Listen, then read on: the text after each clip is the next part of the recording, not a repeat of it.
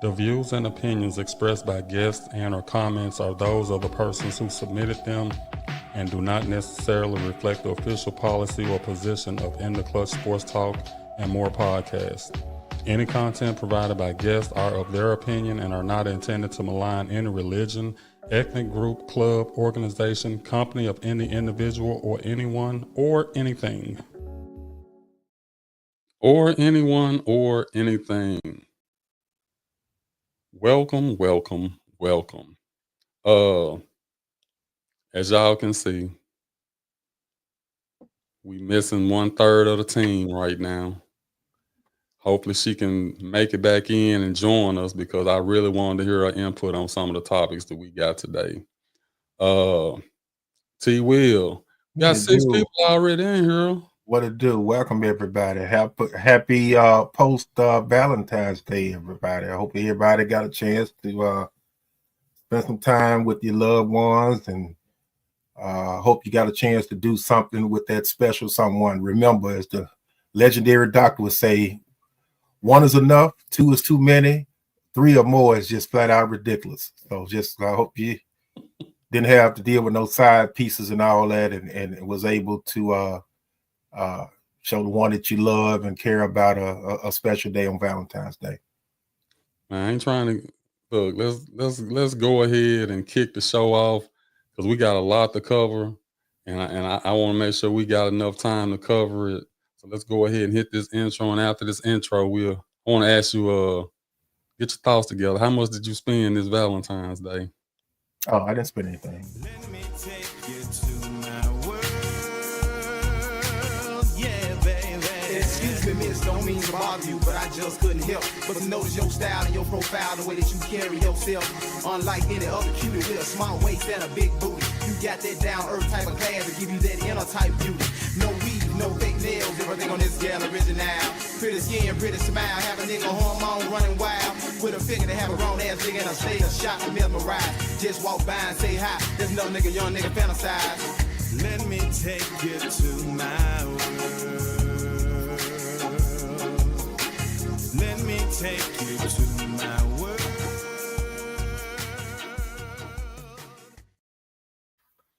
Welcome everybody to the show, Matters of the Heart. I am your host, D. Early. I am joined by my compadre, T. Will.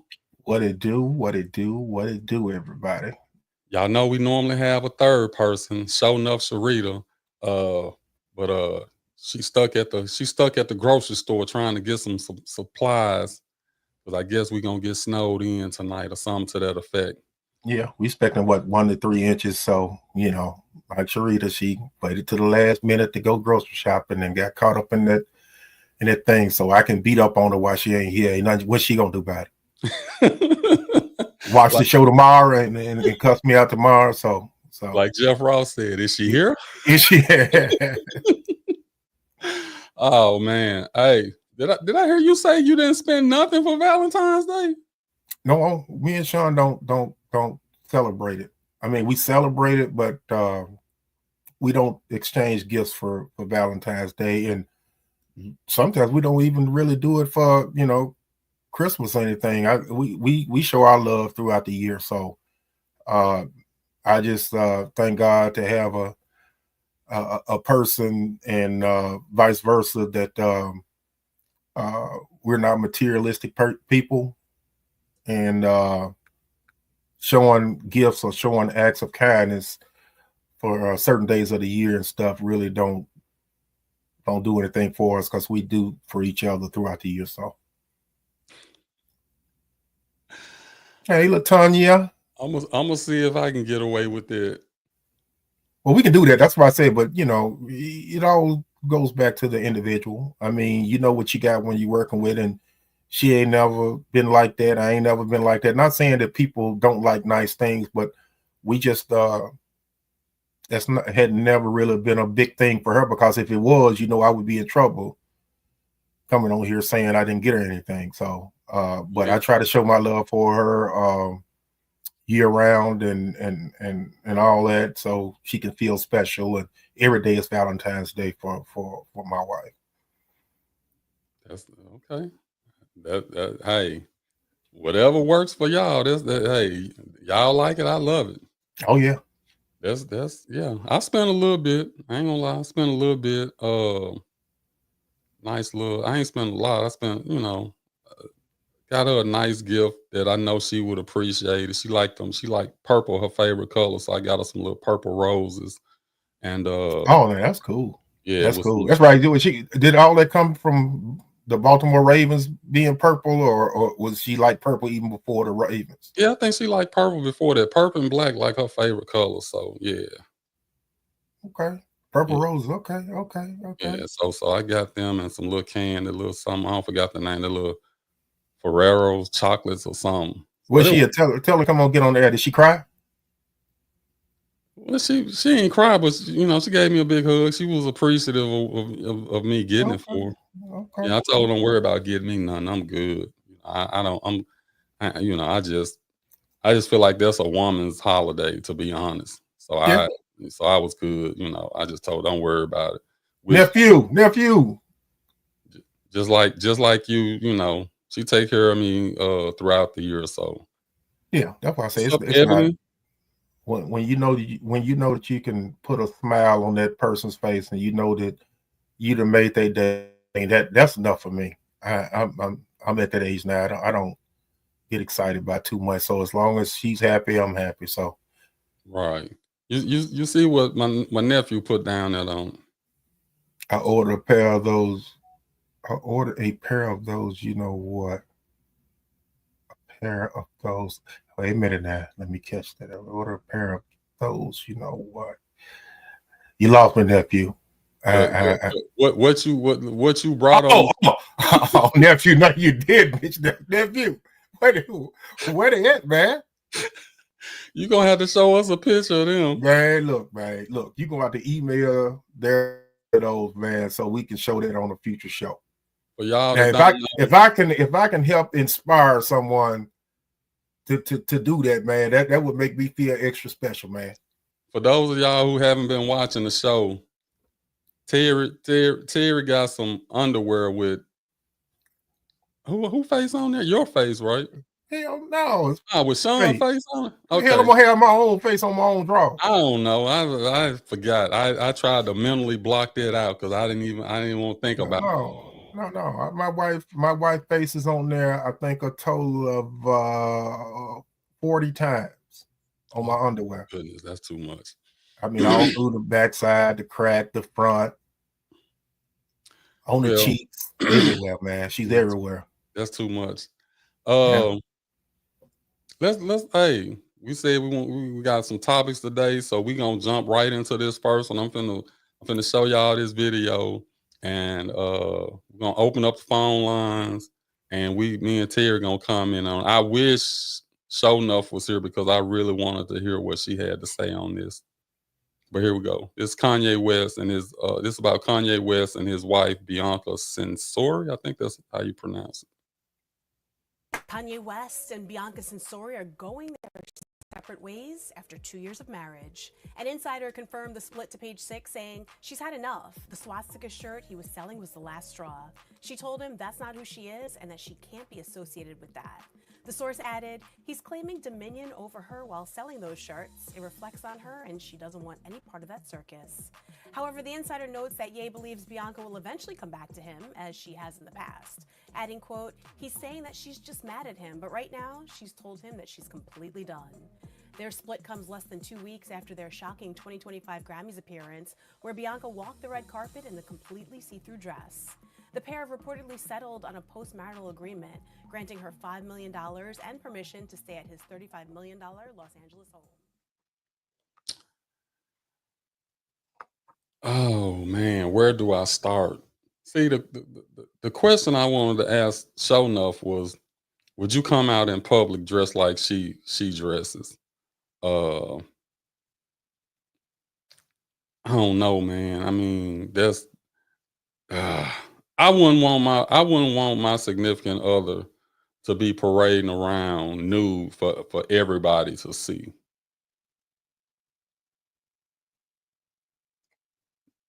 I mean, it's a no-brainer for me, man. I mean, but you got to know Kanye. This isolated incident. He's an exhibitionist. Anybody he's ever been with, I mean, even the Kardashian girl, for to a certain extent, he's an exhibitionist, man. He likes to show off his women in very explicit ways. So I mean, that's nothing new to me, but it was very, very embarrassing. And I didn't do any research, but I was told that they were asked to leave the show a little bit after that. Don't know how true that was, but to me, that was just a poor showing. Just certain things that should be left to the imagination and all that. But like I say, he's been an exhibitionist as long as I've known him. So, I mean, but it's funny to me how, if you look at him though, he is fully covered, almost from head to toe. But then you got her over here half naked. I ain't even gonna say half naked. You got her basically over here naked, and I don't get that. well, dude, he's a slice of bread away from a loaf upstairs, dude. Ever since his mom died, God rest her soul, years ago, he ain't never been the same. He was always a peculiar type of cat, even in his early years. But it seemed like ever since he lost his mom, he's sort of trying to be nice, but let's just say that the elevator don't go all the way to the top. So everything that he's done, I'm used to seeing it over the years, like I said, and that was just a poor showing and degrading. But I mean, I blame him, but you got to blame her too. I mean, you got to. She had to know what she was wearing before or his intentions, prior to going to the event. Had to know what was about to happen, and she allowed it to happen. So I don't feel sorry for her for it, but us as African Americans, we always are in the public eye and under scrutiny and all that type of stuff. So I just think it was a black eye and a bad look with the whole situation. Well, people say he's outspoken and all of that, and just as much criticism as he gets praise too. Because For what? I mean, he get for not selling in to the Hollywood routine, being his own man and making his own decisions. Like, to walk away from the Yeezy, the what was it? Is that Adidas? The Adidas deal. I mean, Let me stop you there. See, that's what I'm saying. Now you do this all the time. You change the context. What they got to do with the topic that what we're talking about?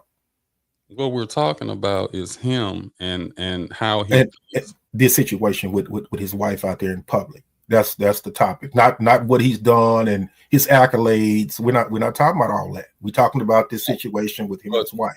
But all of that is a part of it. If he is able to do whatever he wants to do in the music industry and then turn around and you get married and you're able to influence someone to do the same thing, to be submissive to you. Well, I got a question for some of you women out there. I mean, based off of what D just said, this man is I'm not sure if he's still a billionaire now, after all the scrutiny he's been going through over the course of the last year, but he has hundreds of millions. He's worth all that. Now, be truthful. I know, would you come out and be submissive to the point of some of the things that his wife has done, including coming out, the way she was dressed and all that, if you got the security of a man like Kanye? So in other words, would you sell your soul for the money? Is what I'm asking. So that's a question out there to the panel, especially to the ladies. Would you sell your soul for that? I think every woman in here are gonna say the same thing. Heck no. Okay. Now, Not, do you not, believe? Do you believe everybody that says that? I have to. I'm not saying if they eat. I'm not saying. I'm asking your personal opinion. If everybody sit up and say, "Oh, I wouldn't do that," no, there's no way, and all that type of stuff. Do you believe that? I mean, I think money, lifestyle, and things like that will make you do things that you normally wouldn't do. But I think it's just like we always say, it's a line that has to be drawn somewhere. Somebody drawing a line somewhere and saying, "Nah, I'll do this, but I won't do that." Well, that's why I said, like y'all get on here, and I don't want to call you liars, but I want to call you a liar. Some of you, because if it was me, I'm just speaking for me.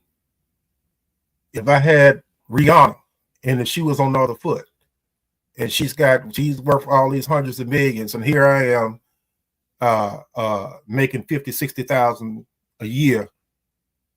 If she told me to sit up there and put on the trench coat and put on some leotards or something and go to the show, I'm going out there and I'm doing it.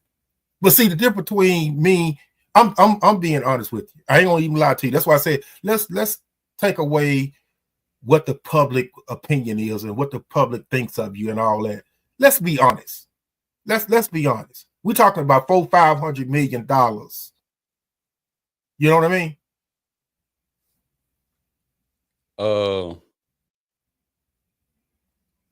Just like I gotta take the women at their word, I'm gonna take you at your word. But you know I ain't lying. You know I'm not lying. No, I'm not saying that you wouldn't do anything, but I'm saying that as even you, I'm gonna say this, even you got a line that you're not gonna cross. Right. But I'm talking about based off of what she did. She was naked, but she wasn't totally butt naked, but she was naked. So you would come out in public with your date with nothing but a thong and some boots on. If she's worth $500 million, I sure would. Yeah. Ladies and gentlemen, it's about security. And think about it is, am I breaking any laws? Am I doing anybody wrong? Am I hurting anybody? That's a personal preference. That's a personal preference to me. So it's not like I'm hurting anybody. I'm committing one of the one of God's sins or anything like that. That's a personal. And keep in mind, that's my wife. So I mean, that's my personal opinion. That's my personal thing. And if I'm saying, hey, if I can sit up there, it can get away with it, and it can be financially secured, I'm doing it. Well, let me ask you this: have you ever done anything like that? If I wouldn't be on this podcast with you. Okay, so that's what I would be running. I would be on one of the big boys. We ain't big boy. Yeah, we'll get there, but I'll be on one of the Breakfast Club or something like that, man. I'll be running all that if I was doing that. So that's what I'm saying. I'm not finna do anything different than what I'm doing now. And if I wouldn't even be married to a person that would expect me to do anything like that. I know. I just, LaTanya, it is what it is. It is what it is. I'll be thonging it up. Gray sweatpants, all that. I'll be doing all that. I'll be doing all that. Now, you said you wouldn't dress like Bianca. You wouldn't do that, but you saying that Terry, go get it. Come on now. LaTanya probably she would like that. She wouldn't have a problem with T Will and that thong coming out like that. I mean, it is what it is, man. It is what it is. I appreciate that, Tanya. Get it. T Will will get it. Because guess what? When y'all get through talking about me, when I hit the tabloids, when I hit all across the internet, one thing is going to be still consistent once that all over with. I'm still going to be married to somebody that's worth $500 million. So it ain't talk about me. Oh man, it ain't about the love and respect. It's about the money. Oh, that don't mean I don't love her or she don't love me. That don't mean she don't love me. She asked me to do that. If she expects me to go out there and hey, that'll turn me on. If you go out there and go to the show and you wear that thong and you open that trench coat and all that would turn me on. I mean, I'm doing something that my wife would want me to do. And then she's rich too. You know, but if we had one of them other type shows where the man would call the shots and I'd be all for the man and say, okay, I make this amount of money, you're gonna do this. And I'm telling you that my wife makes all the money, she can tell me to do the same thing. It go both ways. And I gladly do it. I gladly do it. So it is what it is. I can't roll with you on that one. I'm sorry. I can't roll with you on that one. I'm gonna have to agree to disagree with your take on that one. But see, you got money though already, so that won't entice you. Yes, you are. You see, the difference between me and Daryl is an entrepreneur. Daryl already got money. He's got stocks and bonds and he got all that. I don't have all that. So you know, I grew up, you know, not in poverty. We was always middle class, but you know, I never did get a chance to experience, you know, things like that. So if I had the opportunity to meet a Rihanna or somebody like that loved me for me and baby, I want you to do this and I like it if you do that and all that, and she's taking care of me financially, of course I would. Of course. I can't do it. I can't do it. Look at Tanya. No, meaning she is brave. Wow. No, see, Latanya, stop. Why is that brave? Why is that brave? That's something you wouldn't do right now, but because somebody got some money, so that means you can be bought. Yeah. Oh my God. Yeah. I can be bought. Hey, all I can say is at least you honest. I can be bought, man. And like I said, in her situation, you gotta think about it. I don't know what she's worth. I'd be interested to look up who she was before she actually got with him. And she wasn't a nobody. She wasn't a nobody, but she I mean, of course, if you in the social media arena and you can latch on to somebody like Kanye to increase, you know, who knew her before Kanye? No one knew her before Kanye. So I can understand her, you know, saying, hey, this could be my opportunity. But at what cost do you give yourself into that? Yeah, but the bigger question is to ask yourself is how much did Kanye play into what she actually did? Who's to say that she didn't go rogue on that? Man, come on. I'm just asking. I'm just playing devil's advocate. So what happened if I'm not saying that he didn't know it was gonna happen, but maybe to that extent. No, I think he plays a pivotal role in whatever she does.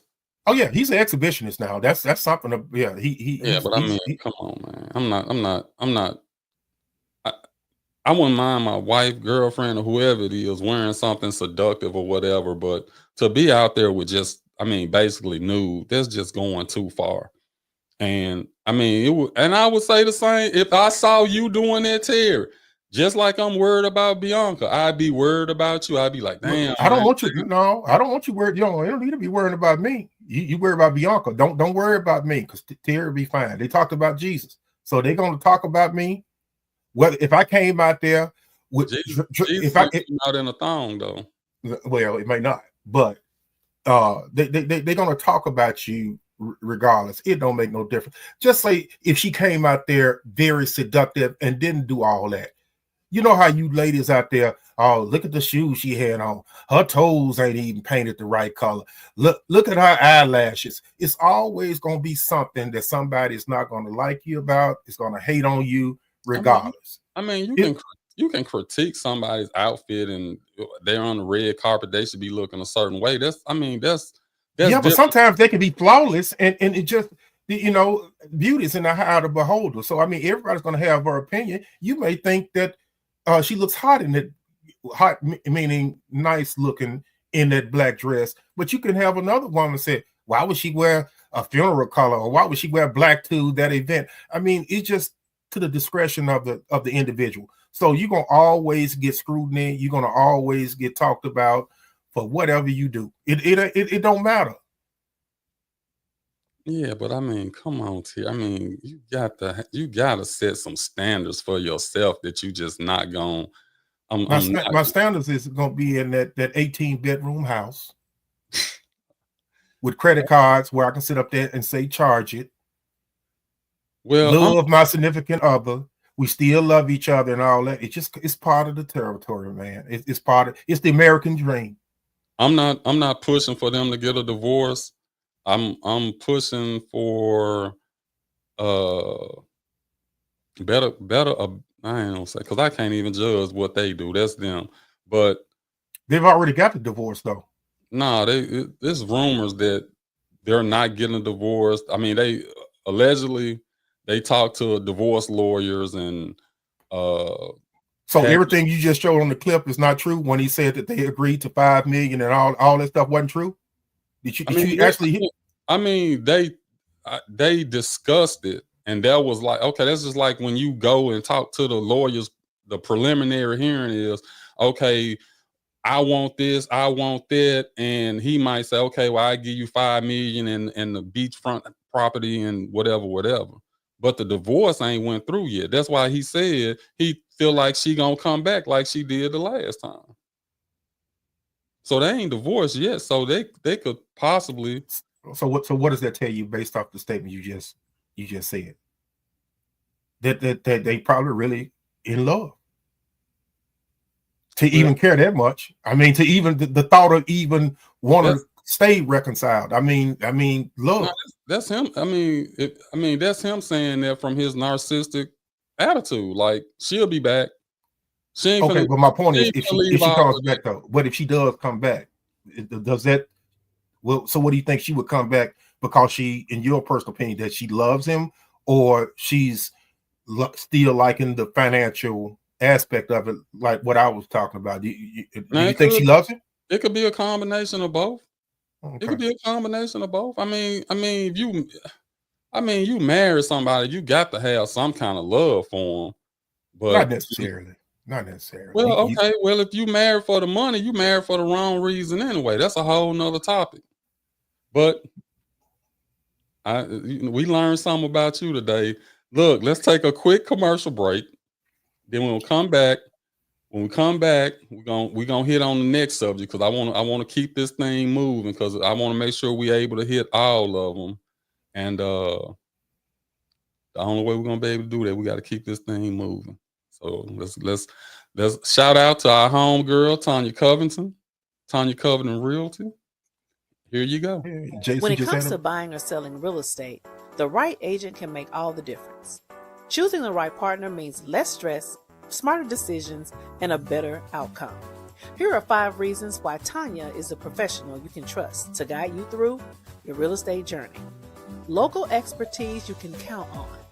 Personalized approach, proven track record of success, cutting-edge marketing strategies, and dedicated support every step of the way.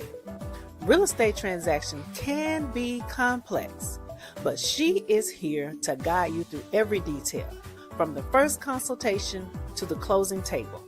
Tanya can provide clear communication, expert advice, and unwavering support to ensure your success. Ready to take the next step? Let's make that real estate goal a reality. Call her today at 901-870-5337 to schedule a consultation. Tanya Covington, that's the home girl. Home girl. You want anything dealing with your home needs, whether you're a first-time owner, somebody that's looking to sell their house or try to get another house, Tanya will walk you through the process from beginning to end, and she'll do it with a smile. She's licensed in the state of Tennessee as well as in the state of Mississippi, and her number is scrolling across the bottom, 901-870-5337. Show us some love, please, please, please. You won't regret it. I guarantee you that. Okay, man. let's you don't throw me off with the Kanye West and Bianca one. Now let's shift gears and let's go. Well, hey, Kanye, Kim Kardashian. Let's go with another Kardashian. Lamar tied the knot in 2009 after 1 month of dating. Because of your desire to build a marriage for the ages, because of the rings you have given, from this day forward, you are husband and wife. The reality star filed for divorce from the basketball pro 4 years later, but they put their split on pause after Lamar's accidental overdose that left him in a coma in 2015. At the time, Khloe became his legal caretaker. Anytime, a woman stands by you after, making such a huge mistake and, is there for you when I couldn't walk or talk, I don't think you could ever, forget about that person. Months later, Khloe refiled, and by the end of 2016, their divorce was official. I honestly think timing is everything. You guys are never gonna guess who I met with. Who? This is insane. Khloe Kardashian reuniting with ex-husband Lamar Odom. It would be a blessing just to be in her presence. The season 6 trailer of the Kardashians setting up a meeting between the former flames. I just try to be as honest, as transparent about our relationship as possible. Maybe it might help somebody else, But I understand what, that happens and, people move on in their lives. And, if I can be her friend, like I said, that would just be a blessing. T. Will? That was touching. That was actually I didn't know much about that situation up until the last couple of days and looking at it, but I thought it was a touching situation. That's what I call what's the word I'm trying to use? Unconditional love. Ain't nothing like it. Ain't nothing like it. Because a lot of people talk about the Kardashian curse and their history with their significant others and how all that stuff is, but he, as you can hear him say on the interview, how she stuck with him when she didn't have to, when he couldn't walk, he couldn't talk, he couldn't do anything, and all that. How can you not love a person like that? How can you just not love a person like that? So I thought it was sort of touching, and I'm hoping for the best. I hope they actually can. People make mistakes in life, and he went through his little trials and tribulations, but stuff like that makes you stronger. And if you can sit up there and have the person that went through the storm with you, when you come out of that storm, and they still love you for you and who you are, to me, that's a beautiful story, and that's a great time. And since we just got through with Valentine's Day, so I like it. Oh, you got to think now. That was maybe 10 years ago. 9. I think she said it's been 9 years since the last time she saw him. Now, yeah, she didn't divorce him right away, but she went ahead and said, you know what, this is too much. I've been here for you. I've tried to help you. You don't want to be helped. I'm out of here. So to come back 8 or 9 years later, I'm hearing different things.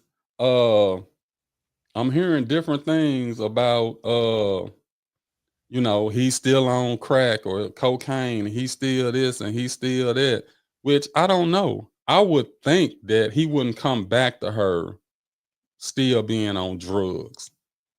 Now, the only thing that I don't like on the Kardashian side of it is, are you doing this for clicks? Are you doing this to get viewers to watch the show? I mean,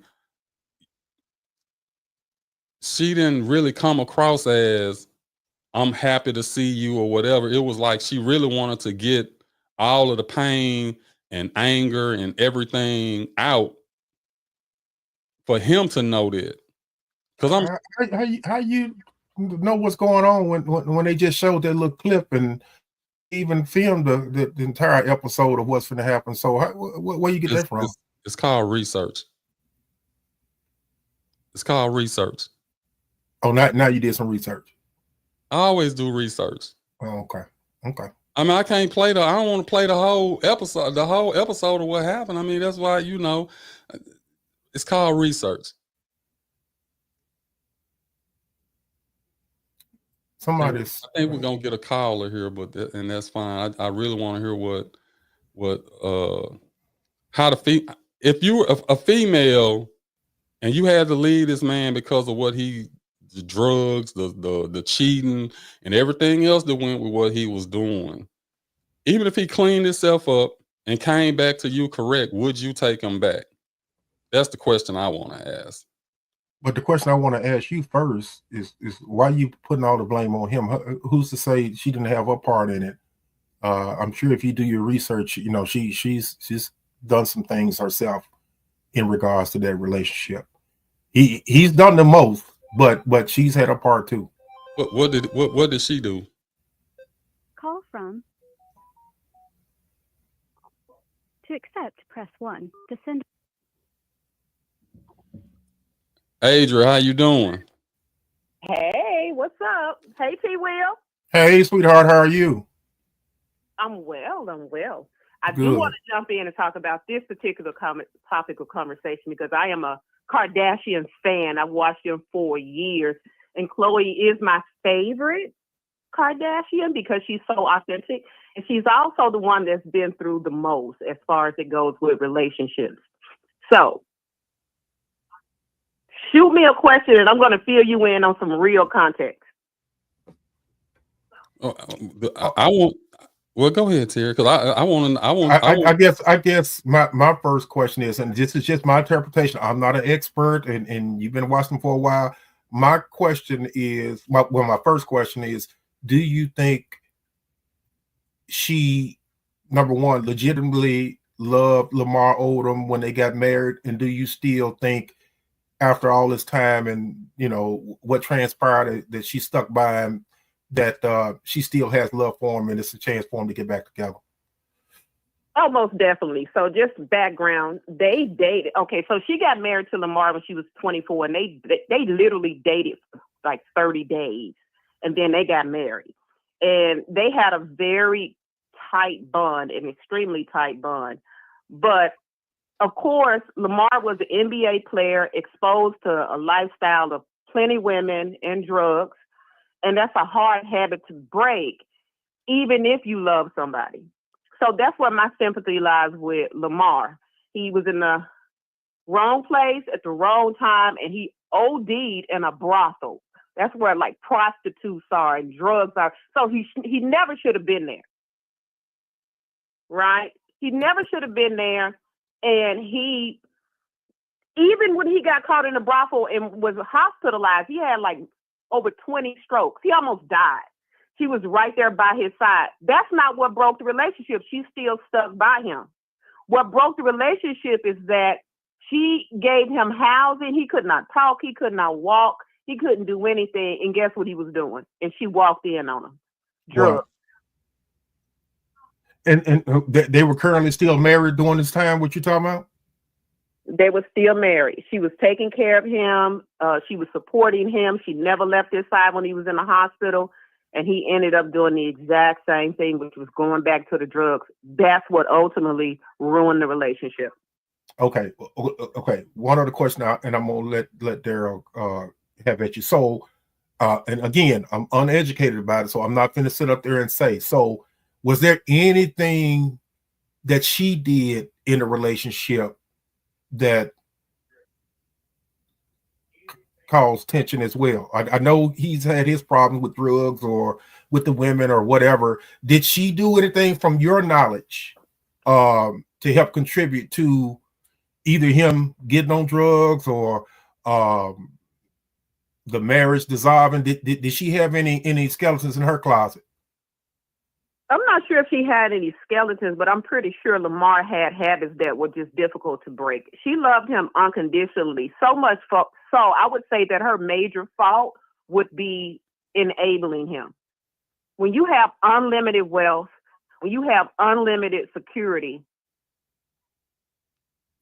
it can kind of create a false sense of reality.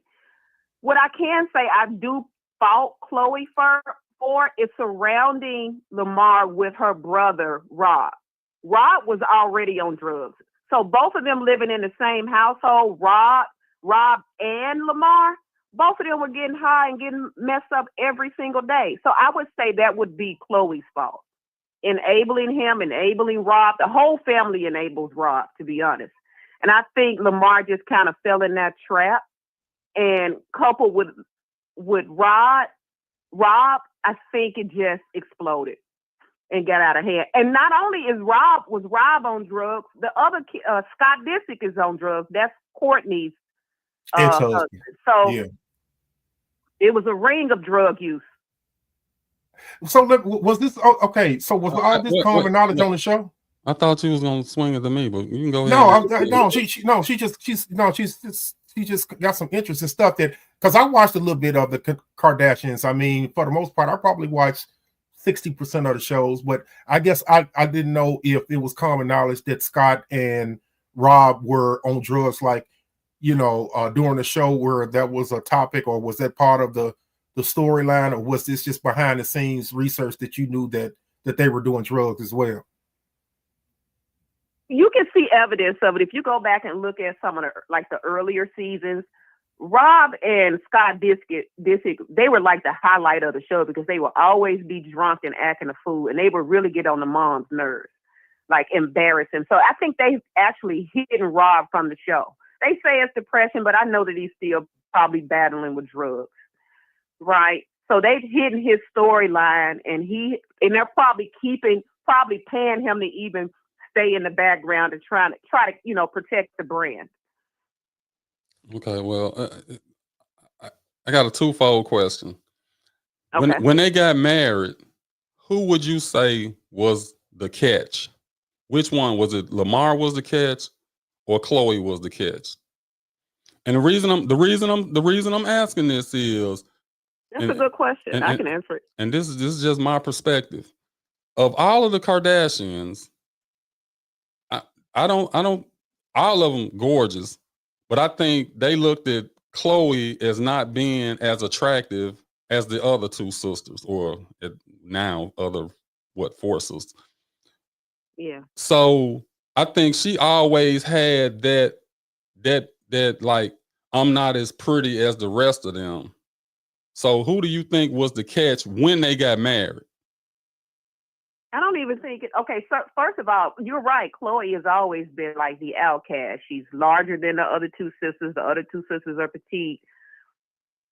She's just really grown into herself, as for example, losing the weight and building like more self-confidence. So she's developed over the seasons. But the one with the purest heart and the most fun is definitely Khloe. And I would say Khloe was a catch and Lamar was a catch as well. They just had a perfect synergy. They played with each other. They loved each other. One just had a substance abuse issue, which some relationships have. Alcoholism is something that we don't even discuss a lot. That's a drug addiction, right? So she made a choice because she loved him to stick by his side. Okay. She made that choice. And they loved each other, literally, I'm going to be honest with you, unconditionally. They did. So I don't think it was even about a catch. I'm just thinking like perfect mate, perfect match, NBA star, young lady from a wealthy family with longevity. Well, okay. So it was a win-win for both of them. Okay. I'll let you have it. I'm going to say Lamar was the catch because her latching on to an NBA star, which he was, I think he was playing with the Lakers at the time. So he was an NBA star. So I think he was more so the catch for her based on how she felt about herself. You look at Kim had married and divorced the Chris Humphries NBA player. You know that was just a joke. But I think her marrying a legitimate NBA player, I would say that he was more so the catch than she was. Not saying that, she had her money, but that was 10 years ago. They had money, but they weren't as rich as they are now.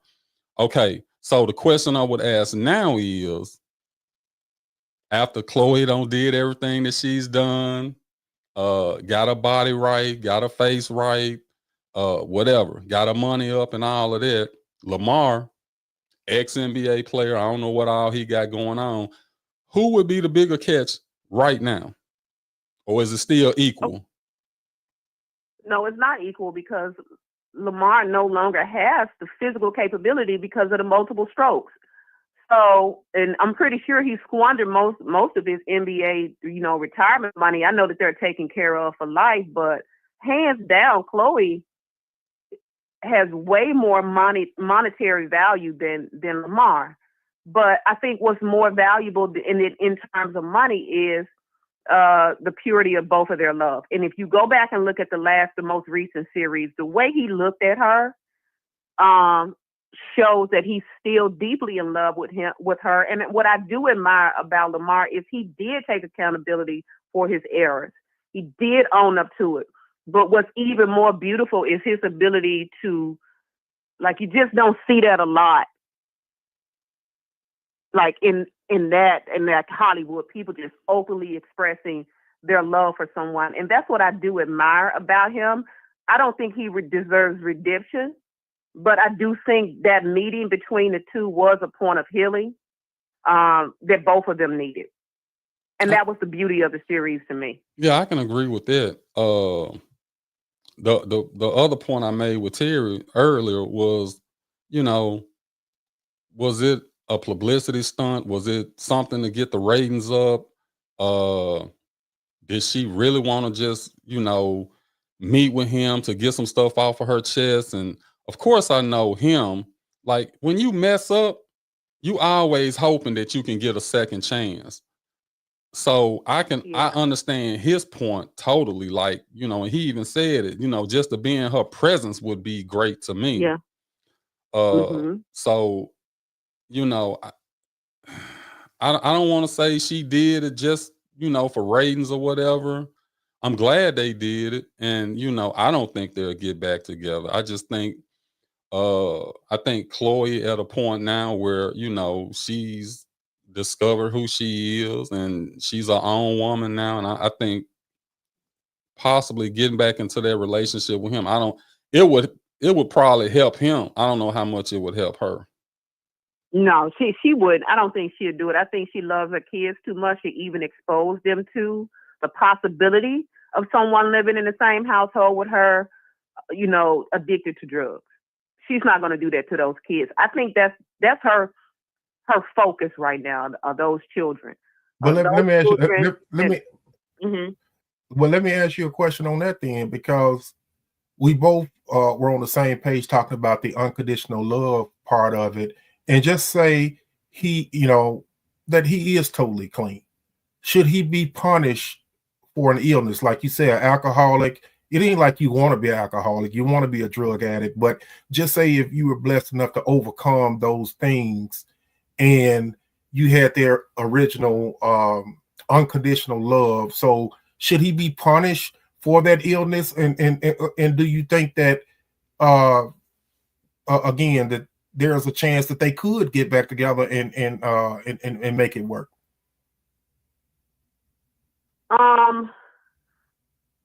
I want to speak on the term of punishment. The relationship ended 10 years ago. So that's a wrap. I don't think they need to get back together. This is just my personal opinion because, again, she does have children now. So that void that Khloe's always had of not being accepted, being the outcast, I think the children have already filled that void in her life. So she's fulfilled. In other words, she's reached her level of self-actualization. Daryl spoke on it. She's reached that point in her life where this is it. Okay, I'm satisfied. On the other hand, I think Lamar is the one that's struggling with his level of self-actualization, getting to the point where he needs to be. And I think that conversation maybe initiated some healing that he needed to do. He needed to be in her presence. He needed to have that conversation so that he can, you know, go on with his life. They don't need to get, there's no reason for them to get back together. I don't see the reason why. So hopefully I answered. Yeah. Yeah, I think you answered the question. I mean, it's always a great story when, you know, people go through stuff and rebound and then it ends up working out in the end. But I don't think, even though she loved him back then, I don't think she would have the same love for him right now because of what they've been through. So I think even if they did try, it would be, I don't know how long lasting it could be.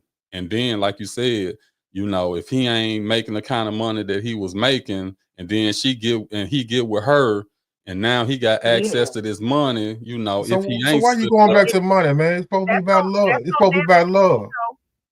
Look at him talk. Well, how you gonna say it's supposed to be about love? Hey, Adrian, you gonna say it's about love, but then you just you keep saying what you would do for money. You're entrepreneur.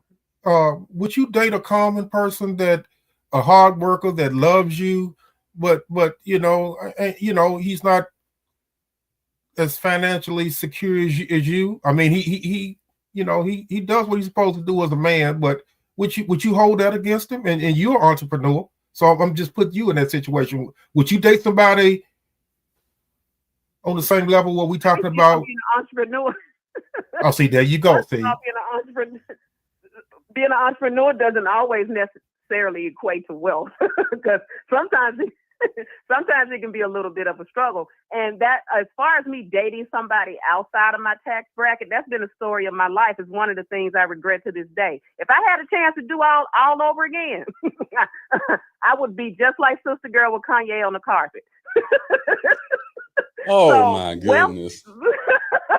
I don't believe I'm here. I don't believe I'm Take here. it off, Adrian. That's what I'm talking about. Take it off. That's exactly what I'm saying. I don't think me and you don't agree on much, but see, I'll take that for the win. I'll take that for the win. Man, look, I'm stop letting y'all call in now. No, I'm glad she said it. I'm glad she said it. I mean, she said go back on it. She said right now she would have did the same thing that woman did, and I would have been out there right with her with that thong right there, and showing my things. Hey Terry, I would be like, you want me to do it now? You want me to take it out? Yeah, what you talking about? My goodness. Just wink when you want me to open my coat. Hey, look, one thing about it, I appreciate your honesty. I really do, Adrian, because I mean, I don't know. I get it. I get it. The security of being financially set and not having to worry about anything. I get all of that. I don't know. Yeah, just to go back to like your original question, because they are misaligned with finances, Khloe is like, her net worth now I think is like even maybe be 60 million. Lamar is not close to that anymore. He used to be. So you got to factor in variables of him possibly being jealous of her, being back around that lifestyle again, because with unlimited wealth comes unlimited access. So if he got that type of money that she got and he's an ex-drug user, I don't want to, put any bad, language around him, but he's probably going to convert back to drug use again with that type of lifestyle, because you're around it all of the time. That's Hollywood. We can't say what we won't do if we didn't have that type of money, living that type of lifestyle. You're right. You're exactly right. That's the reason why I say I'll never say never. So I get it. I get it. I don't know. It would just be a nice. I think Lamar is overall a nice guy, and he was given a second chance in life. I just thought it would be just a good story ending for them to get back together for all the right reasons, to go through all the adversity and all the stuff they went through to find your way back to each other and make it work, But that's just wishful thinking for me. We all want it. Well, I tell you Yeah, we this. all want a beautiful storyline. We all want that. We all want a happy ending. I'll tell you this. Drugs and alcohol wouldn't bring me down. Now, some other stuff might, but it wouldn't be drugs and alcohol. Look, Adria, I appreciate you calling.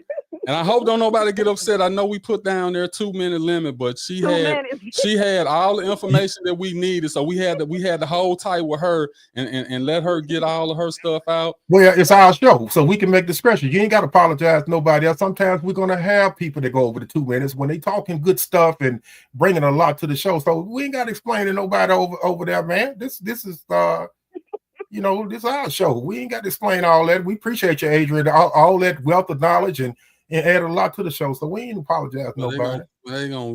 Just one more thing, and it just hit me. Maybe for a future show, you all can have a conversation about going around a second or a third time and the outcome of it, because that's a good conversation. I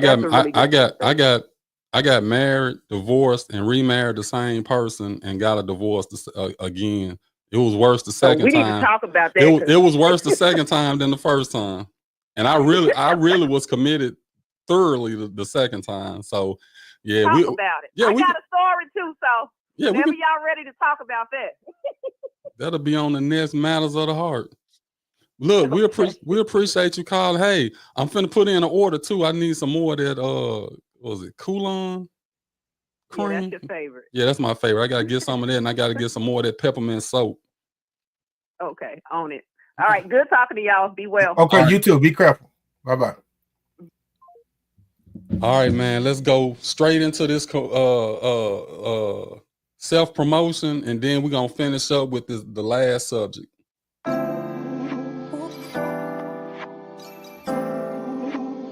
Let Early Solutions handle your tax preparation needs. With our refund transfer product, you can file your taxes and pay later. Restrictions apply. We offer some of the lowest prices in the industry. Save time and money with us. You don't have to wait in the long lines like at most tax prep locations. Most of our services can be performed online from the comfort of your home. Contact Daryl Early for more information. I ain't got my number up here, but y'all know how to get in touch with me. Where it go? It ain't even here. It go.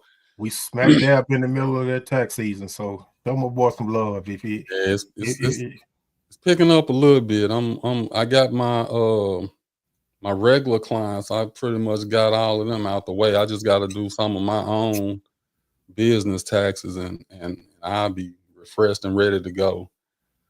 Early Solutions Tax Services. Contact me, Daryl Early, at 901-406-8470.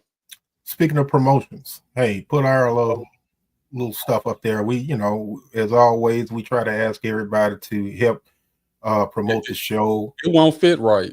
I can put it up here, but it ain't gonna fit right because we only got 2 people on the screen versus the. Okay, gotcha. But right there at the bottom, if you're able to use that QR code, it'll take you directly to the page. Only thing we ask you to do, we don't ask for much. Always just like, share, and subscribe. And just tell 5 friends. Just tell 5 friends, have them to like and subscribe and to share. And I promise you, once they get over here and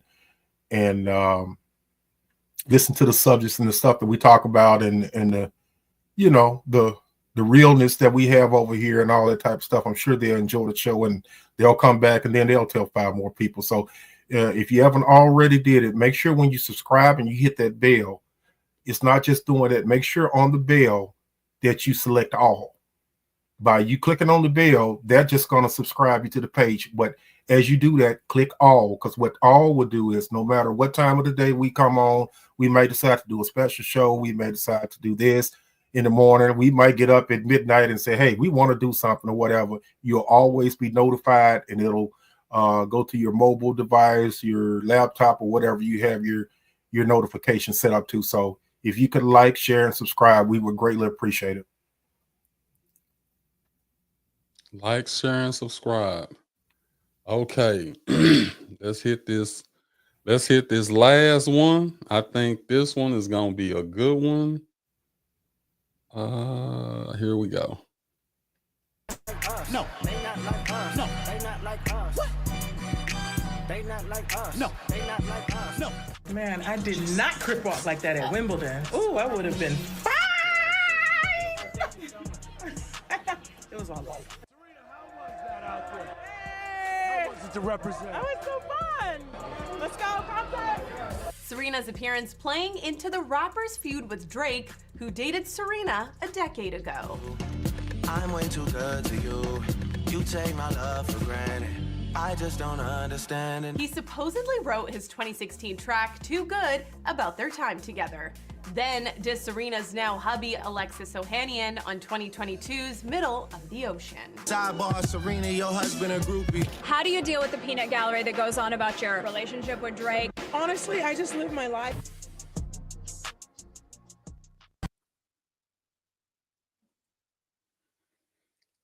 Now I'm gonna ask you, T. Will.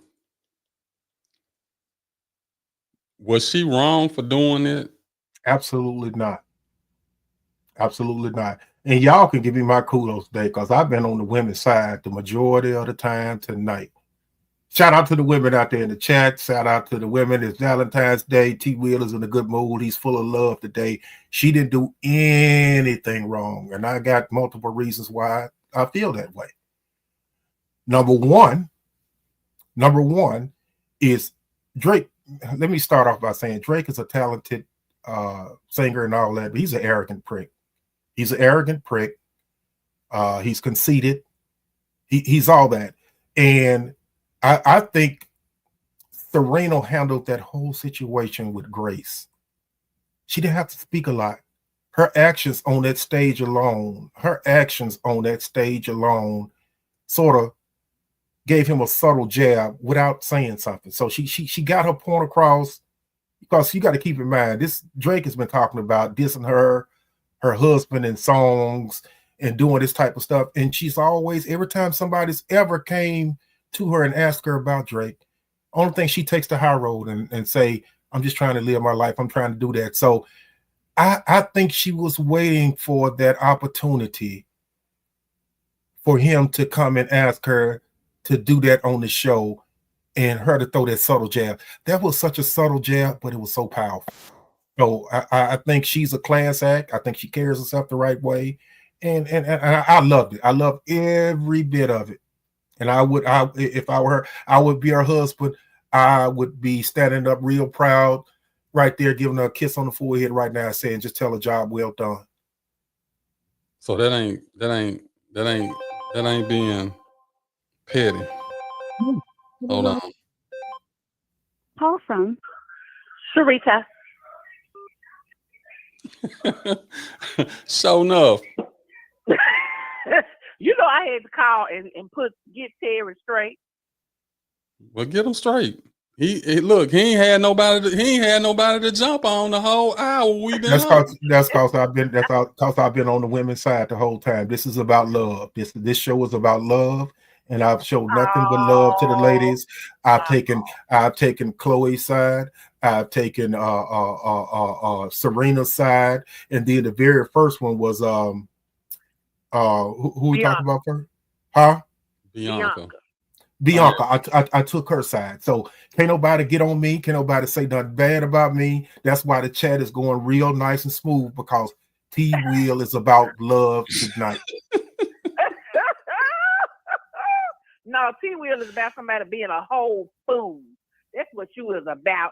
You being on their side, talking about some love? Heck no, I ain't gonna go all the way back about that. I just want to set you straight about Serena.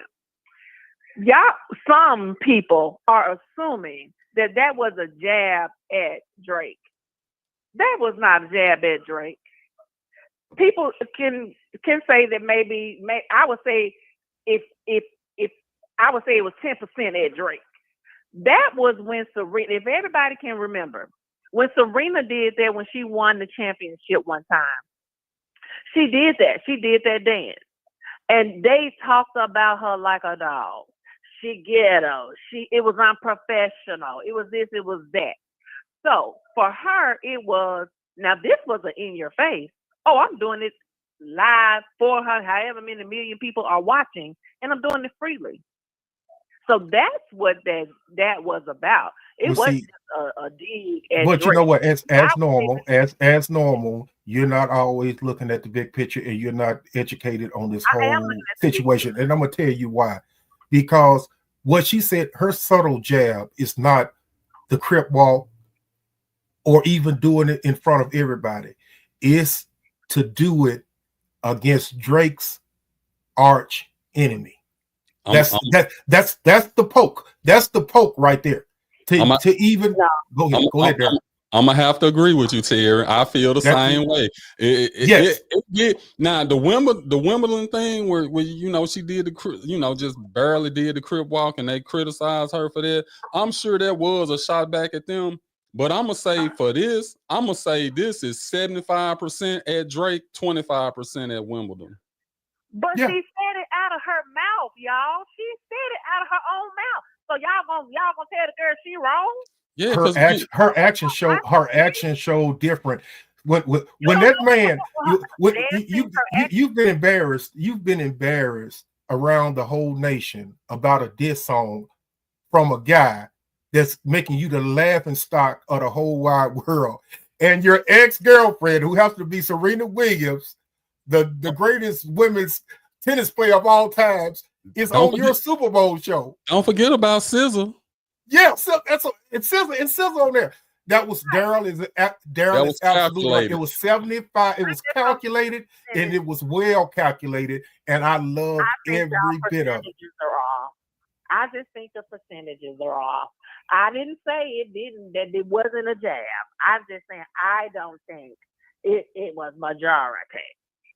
Oh, I think it was. I think yes, it was. See, you was basing it off the crip walk, and we weren't talking about the crip walk. Mine was the appearance alone. She could have sat there and played hopscotch. She could have did Foursquare. She could have did anything. The key is that has nothing to do with it. Her appearance on the live stage with millions and millions watching. Everybody's watching the Super Bowl on the same thing, supporting your arch enemy. And don't forget playing the song. The song that's dissing Drake. Yeah, the song that's dissing him. She's dancing to it.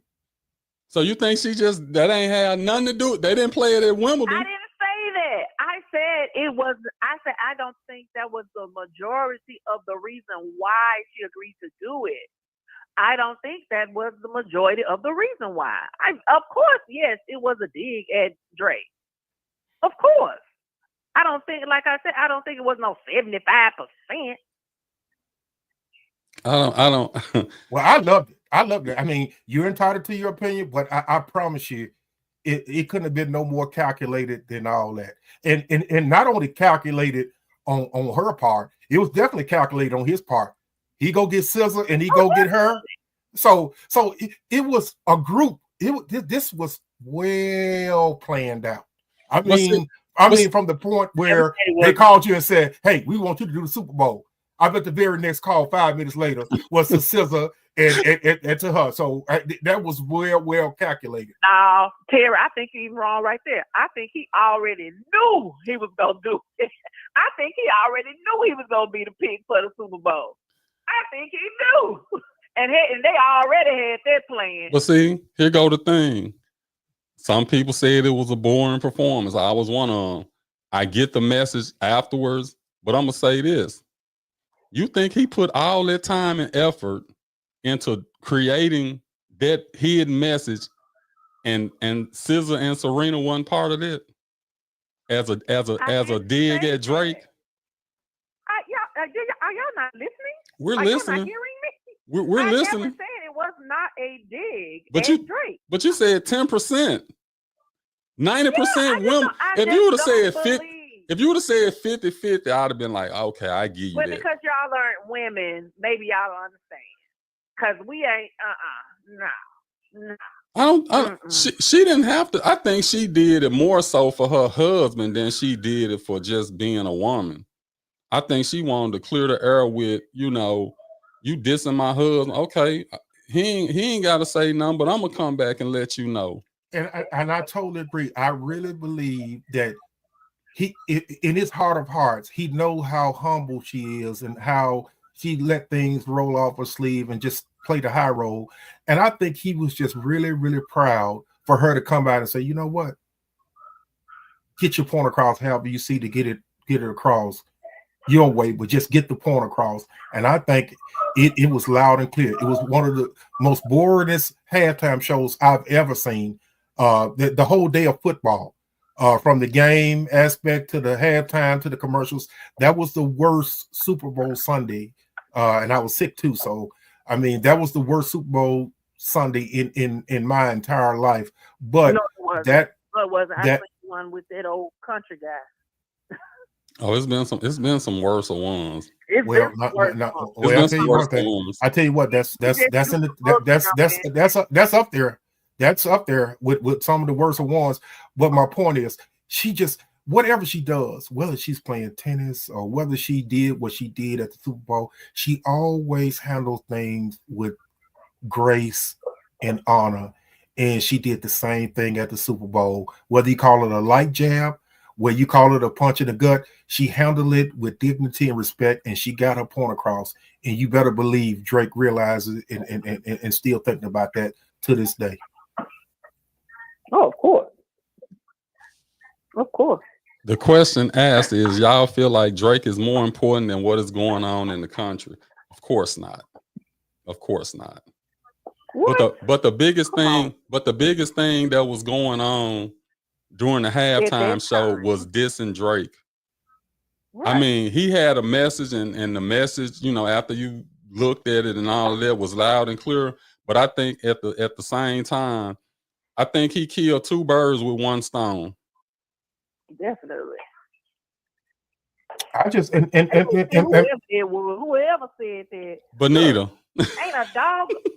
Ain't a doggone thing that we can do to change anything Elon Musk and Crazy 47 is doing. There is nothing that Daryl, T. Will, or myself can do to change that. Okay? So if you want to go on over there to Fox or one of them other folks who trying to change, go on over there. Don't come over here with that man. It's something we can do. It's just gonna take 4 years to do it.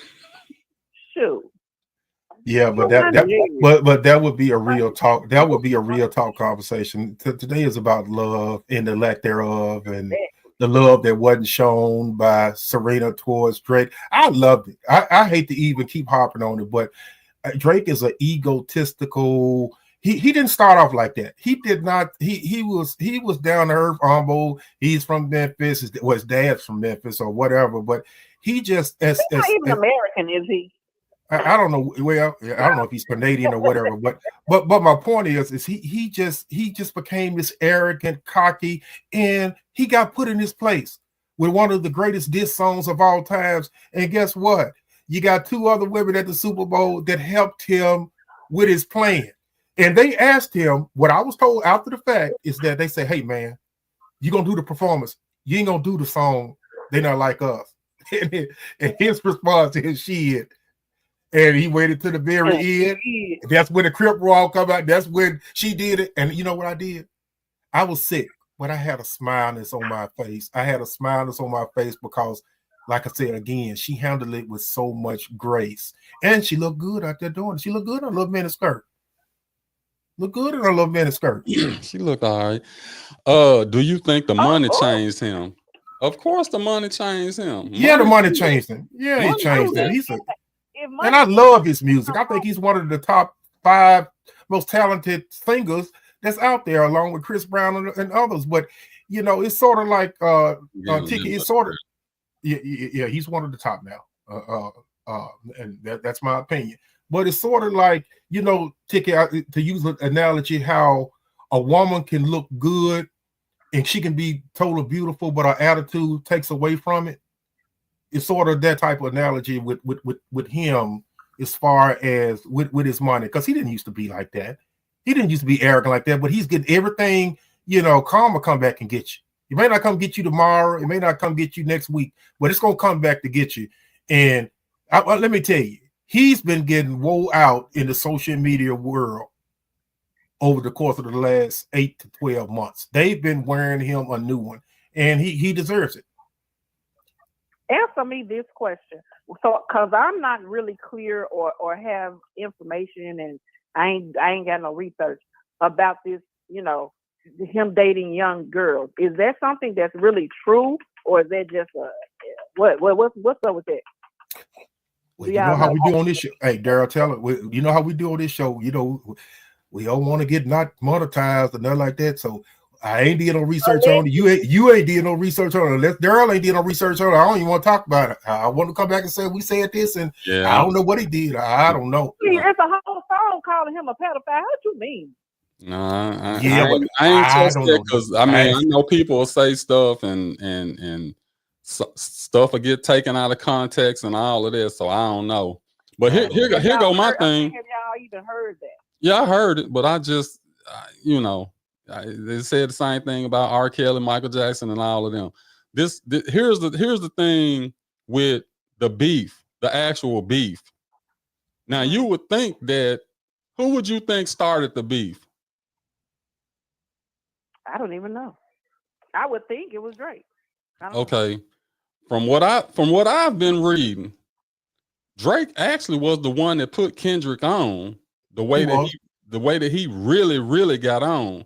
And if I saw a couple interviews where, you know, Kendrick was you know, just coming out and praising Drake and saying, hey, you know, I ain't never did a tour and open up at a you know, a Coliseum with this many people, and if it wasn't for Drake, this and that, and you know, Drake was saying, hey, this my man, this is gonna be the next big one, and blah blah blah. And then from what I read and little research I did, Kendrick, after all of this, just started dissing Drake. So Drake was like, what's going on, man? And then when he saw Kendrick, it was all love, like, yeah, bro, yeah, man, I love you and this and that. But then the disses kept coming. So Drake was upset because he was like, okay, I don't help put you on. I don't, you know, raised up your stock, and now you dissing me. Okay, so now I gotta come at you. He just messed up. He came at the wrong person, because when he came to Kendrick just lit him up.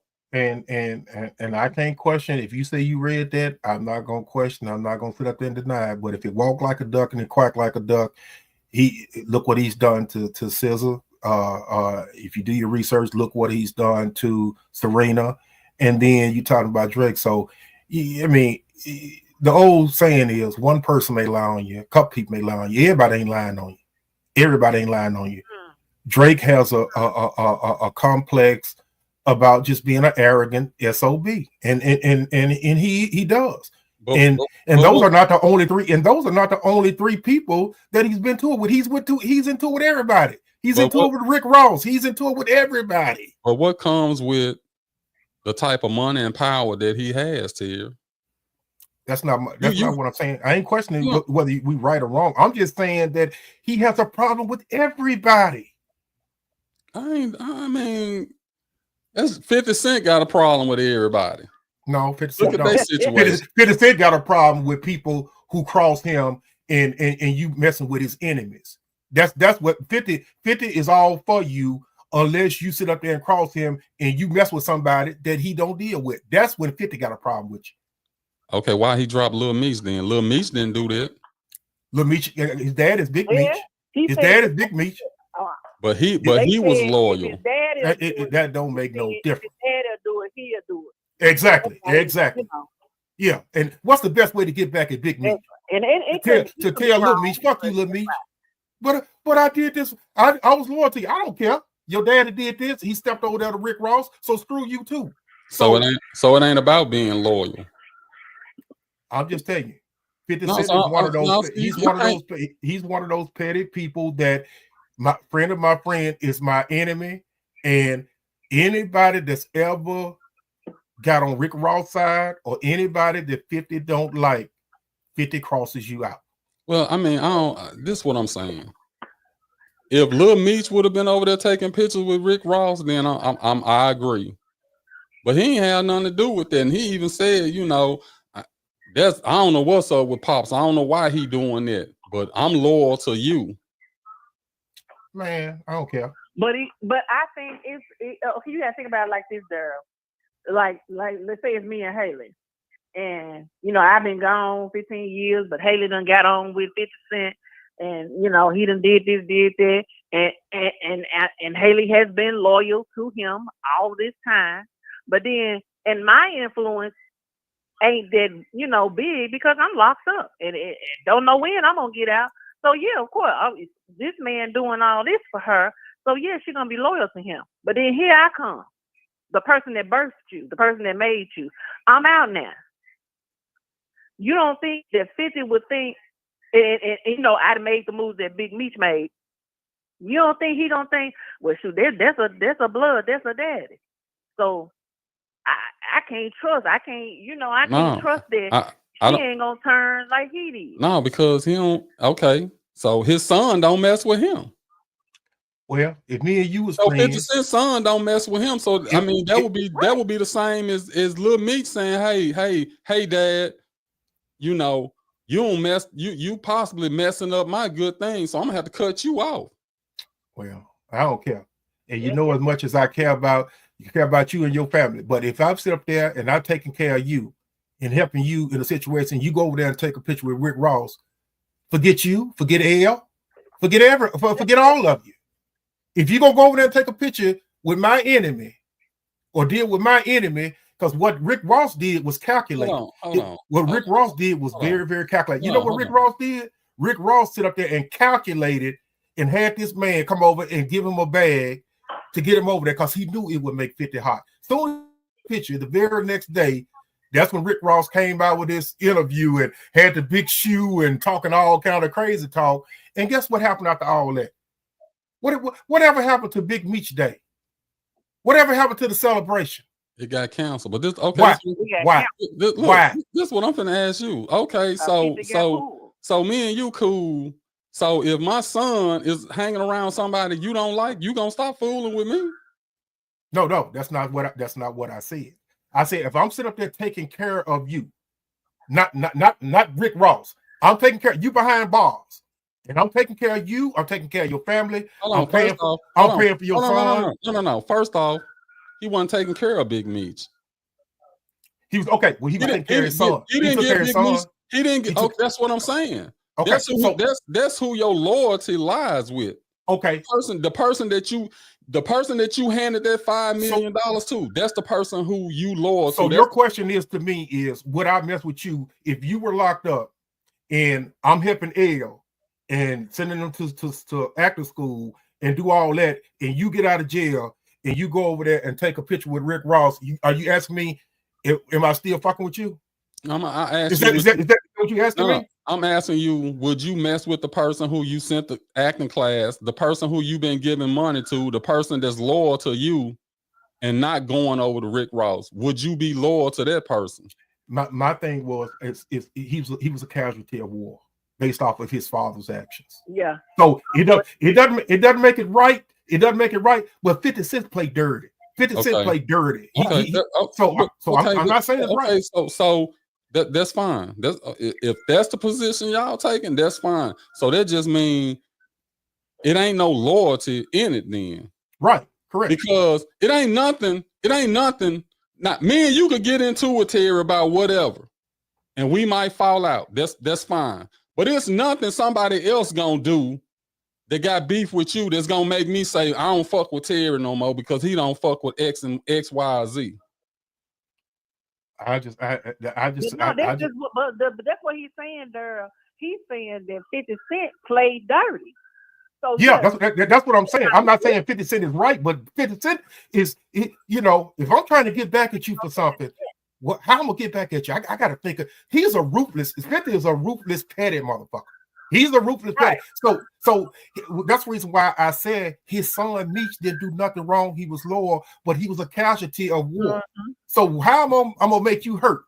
I'm gonna make you hurt any kind of way I can think possible, even if it's right or wrong, or moral or immoral. And that's what he was. He was a casualty of war.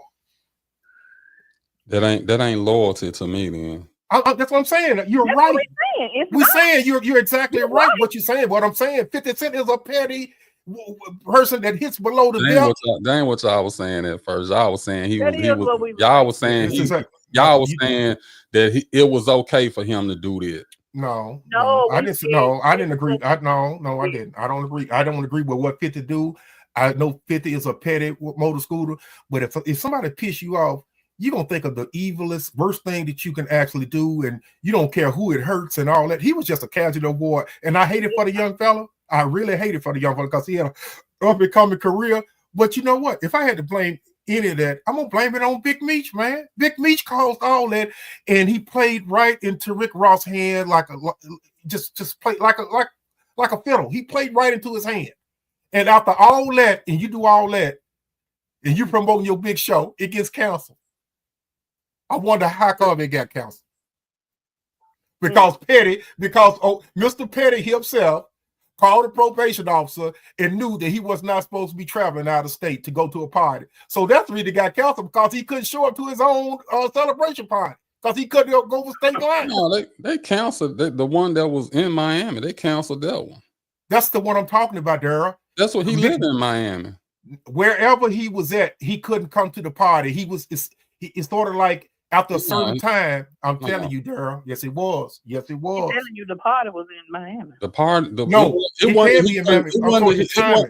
wasn't that he couldn't travel there. They canceled the show because it was poor ticket sales. It wasn't because he couldn't travel there. He couldn't travel. They was asking why they didn't do it in Atlanta where he was from, or Detroit where he was from. And they said they had to do it in Miami because that's where he was living now. Okay. But the ticket sales and all of that stuff, it wasn't looking good. So they just said, nah, we better go on here and cancel this before we lose. We're going to lose money on this deal. And what was he going to do anyway? He ain't no performer. People just, whether you want to know it or not, he's an icon.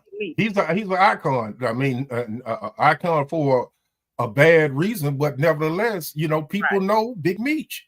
People know him. You know what I'm saying? I think it goes deeper than the ticket sales, though. I really it's smelling 50 with some of that stuff in there. Something that just ain't. It's too ironic that you pumping all this stuff. No, and a week before, hey, we'll see you guys at the show and all this, and then less than a week later, a day or two before the event, we're not going to have it. That's too much of a coincidence to me.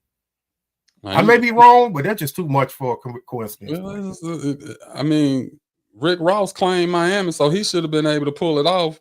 That's what I'm saying. If 50 Cent got more pull than him, then hey, it is what it is.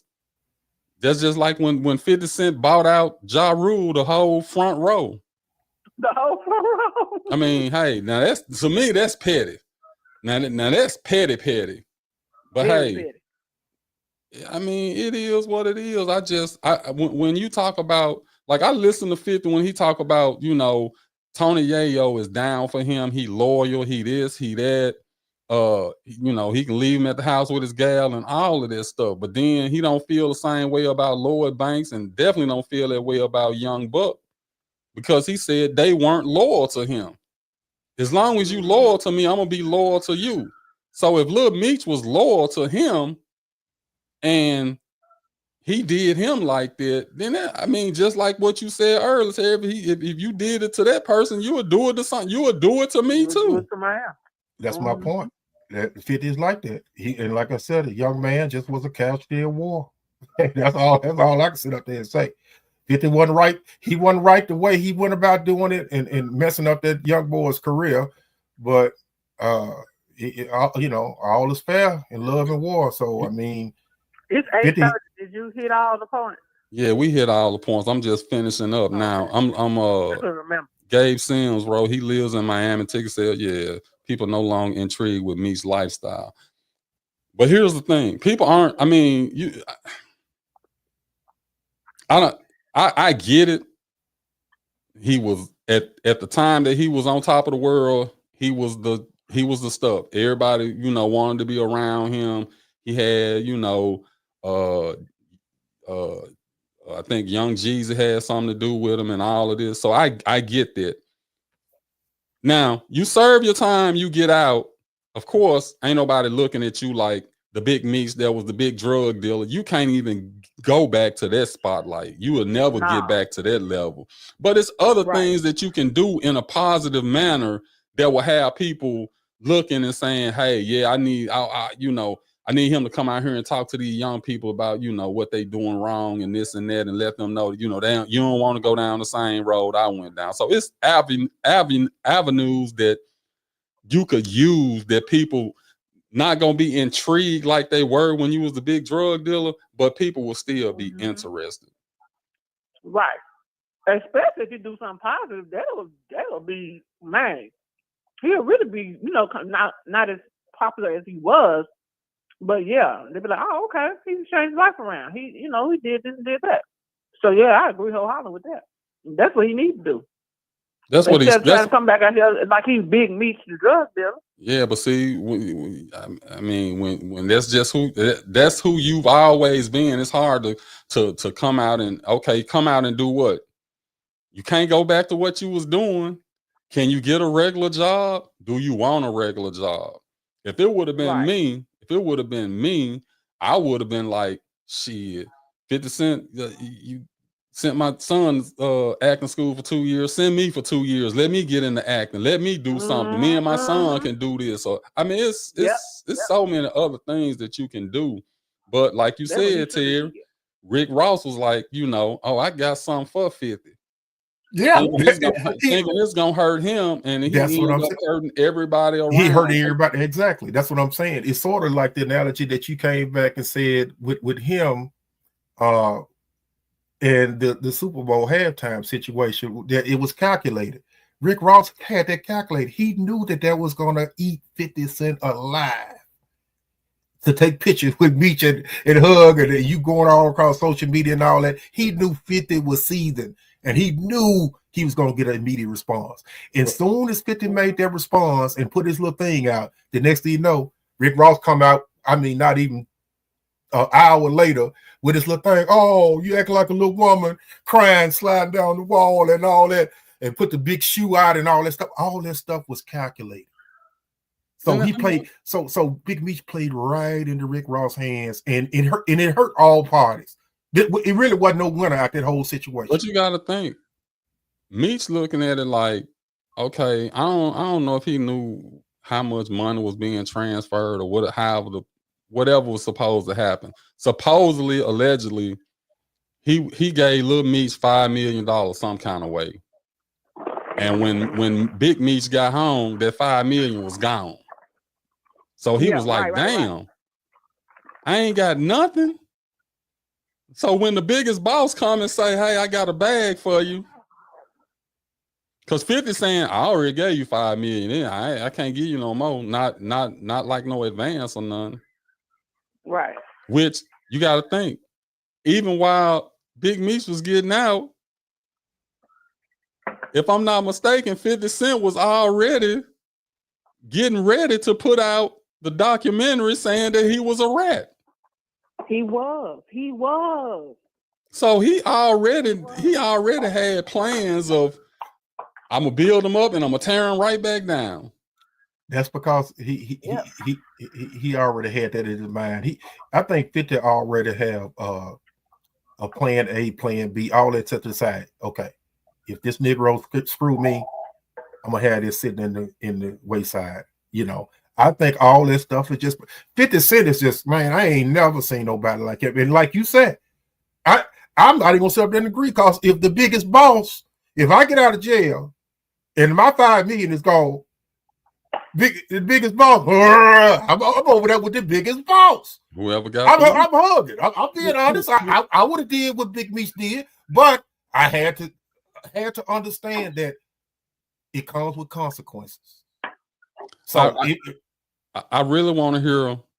I really want to hear directly from 50 Cent. Not no tweets and this. I really, because I kind of admire him as far as when he talk about loyalty and keeping it 100 and business is business and personal is personal. See, that's me. That's integrity.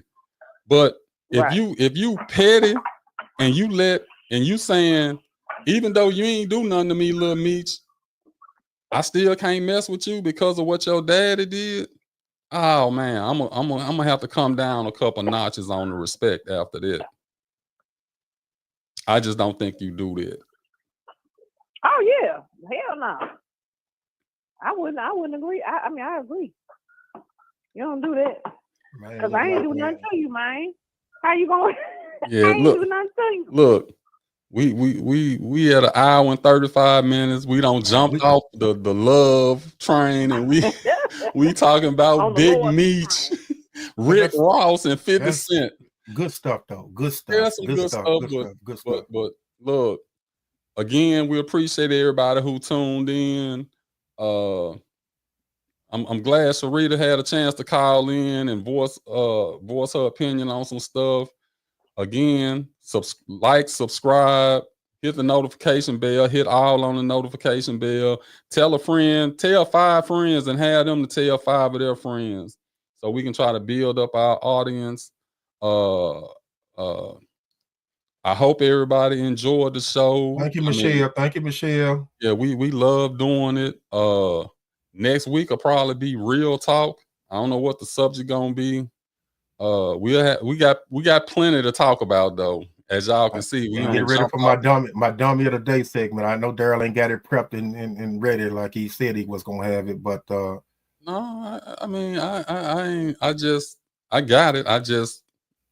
It's in the holster. Okay. All right. Okay. Thank you, Ebony. Thank you, Ebony.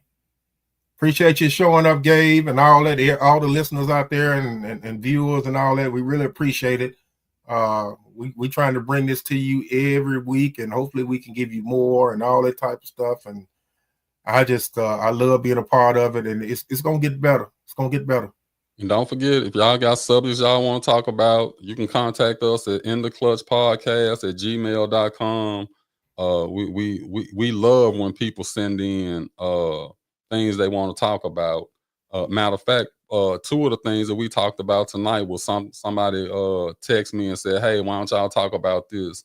So that's how we kind of put the show together. So you guys make the show more so than we do, and that's for sure. Right. And I just gonna say, Gabe Sims really needs to call in, y'all. I don't know how closely y'all know Gabe. Yeah, I know. I grew up with Gabe. I know. I'm just saying. I mean, I ain't know if y'all like talked to him before. Gabe would be an excellent person to call in and discuss whatever we discussing, cause his views are like off the chain. So Gabe, next time call in. We're gonna need a 2-hour show if Gabe call in. Oh yeah, he call in. We're gonna need 3. Yeah, being look, he a San Francisco 49er fan, so I love him. But he is opinionated, and I love it. But again, yeah, he was perfect. Thanks everybody. We appreciate y'all tuning in. Look forward to seeing y'all again next week. Same time, same bat channel, same bat time, 7 p.m. Tuesdays. It'll be either real talk or matters of the heart. Y'all got anything else? Valentine? No, I enjoyed it, man. We did what we needed to do, and next week it'll be some real talk. So it's gonna be some raw, uncut stuff. So feel free to call in. And okay, now T Wheel's 24 hours of love is gone. So get back to the regular T Wheel next Tuesday. So just get ready. Sarita, he missed you. He was like, "Man, I ain't got nobody beat up on." Oh, whoa. Now, I'm gonna ask you the question now. Adria, she admitted she'll get naked for that money. Show enough? It depends on how much it is. You say everybody got a number. So now for that, I got a number for getting naked. Yeah. Okay. And I ain't got no number for my people. Okay. I thought you was gonna say you couldn't. I thought you was gonna say you couldn't be bought. Oh no. For that. Okay. Okay. I'm disappointed in you and T Will this week. I'm gonna do a GoFundMe and see if I can get Terry to walk down Beale Street with a thong on. you come up with anywhere close to the amount of money that them folks worth, I walk down there proudly. I believe you too. Cheeks clapping like it ain't nothing going down Beale Street. Hey, let's end this show before we start up a whole nother conversation. Right? Start up again. Hey, we'll see you guys next week. All right.